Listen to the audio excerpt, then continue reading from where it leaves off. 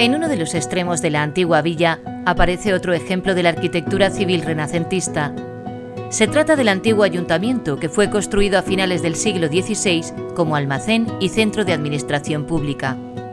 El edificio ha sufrido a lo largo de la historia muchas reformas, pero todavía conserva algunos elementos destacados. Uno de ellos son los arcos de la entrada.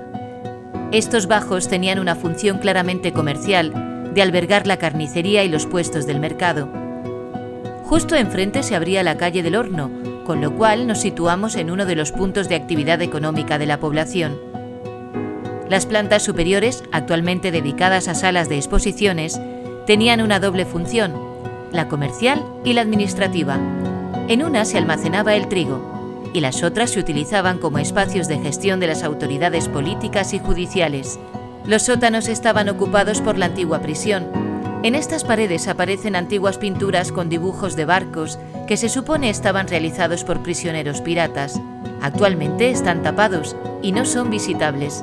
El edificio acogió desde mediados del siglo XIX las escuelas públicas y posteriormente se habilitó para ubicar el ayuntamiento, que estuvo operativo en este lugar hasta 1981. Actualmente es el centro para las actividades de la juventud de Benissa.